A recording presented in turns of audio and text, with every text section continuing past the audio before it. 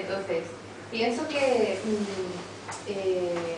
luego, con respecto a lo que estamos diciendo de los hechos, tal, que hoy día alguien me diga cuánta gente fue a la última huelga general.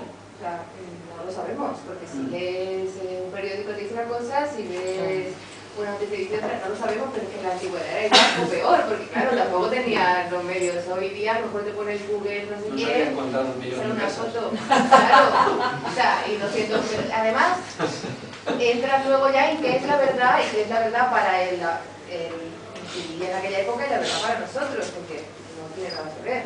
Si para ellos existía el viento como un dios, porque era un dios, y a exceso era imposible. Hoy día, claro, podemos polemizar.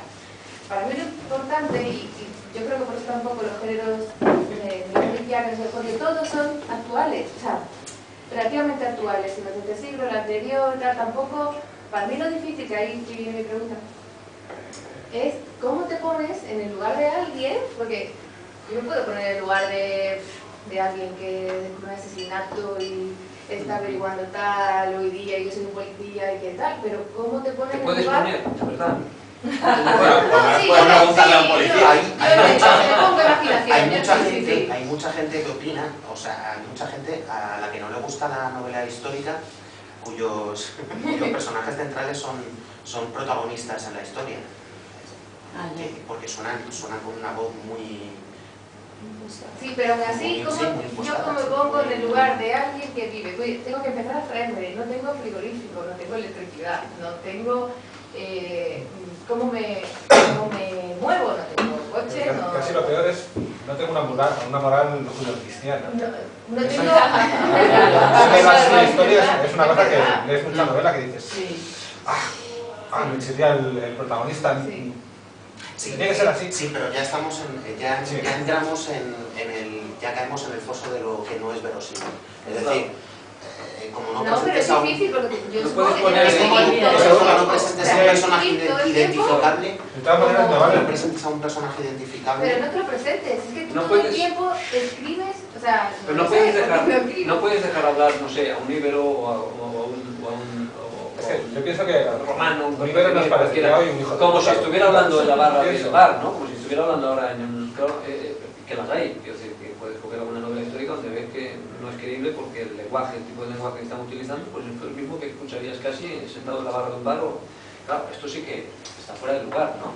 Por lo tanto, cuando te vas a introducir en un personaje, debes de tratar de darle un tono, un volumen, un tono, un matiz en el lenguaje que haga que el lector imagine que está hablando a alguien que tiene, pues no sé, una cultura ahora, desde ahora, ¿no? Puedo hablar de cultura en esa época en la que estamos tocando, ¿no? Que es diferente, ¿no? Que no había esa modernidad, por lo tanto, y que el lenguaje y las palabras que se utilizaban eran totalmente diferentes. Pero tú lo haces con tu lenguaje, con tu idioma, que son la llaga. Esa es mi pregunta, ¿eso cómo se construye? ¿A medida que vas escribiendo o antes? Claro,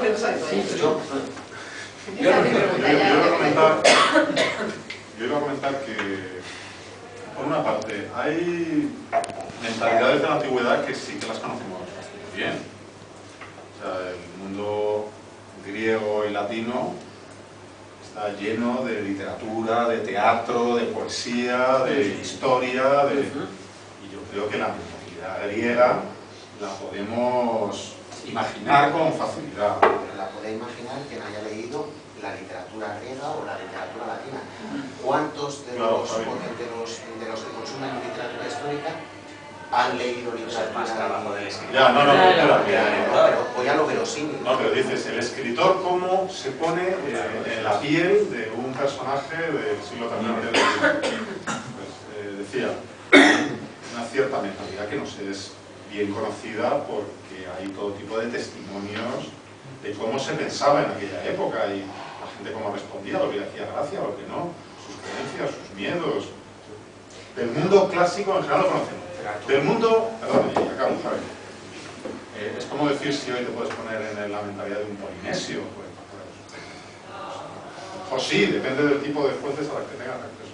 Pero para mí ha sido muy útil, por ir a una respuesta práctica directa. Yo creo que los celtíberos del siglo III a.C. en la meseta se parecían muchísimo a los señores de un pueblo de Soria hace un año. De verdad, estoy convencido.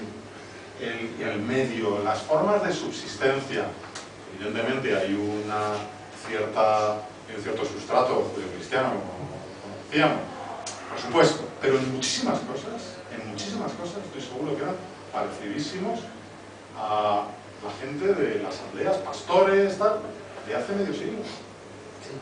Estoy seguro, vamos, yo me pongo en esa... Me gustaría saber lo que tiene ese respecto de León, porque hace poco me he leído unas lanzas rotas y sí que me da la impresión, sin conocer mucho a los sorianos, más que de haber estado alguna vez, es complicado. Si hay algo de un castellano actual en los personajes de esta novela tuya. Bueno, para empezar tengo que decir que, como siempre, esto da mucho margen. Siempre reconocemos la mentalidad antigua, pero supongo que había mucha diferencia entre una ateniense y un carrulo de Croacia de la misma época. O sea, entre un servidor y los de Puerto Urraco, aunque seamos coetáneos, que de los que se dieron a tiros, no todos los de Puerto Urraco.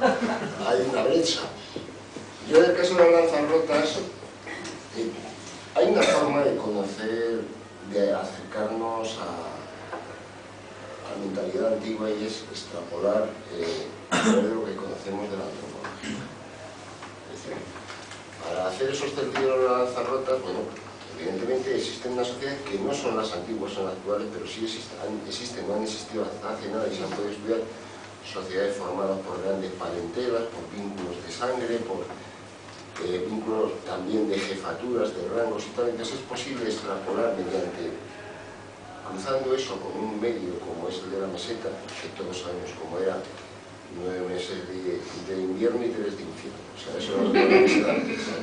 Entonces, tú puedes cruzar y crear una mentalidad que, ojo, por eso a veces es bueno conocer las palabras.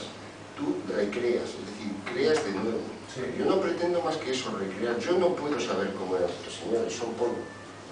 Son polvo, cenizas, nada. O sea, no puedo, no puedo hacer ningún test, pero sí puedo recrear en el sentido de crear algo que sea verosímil.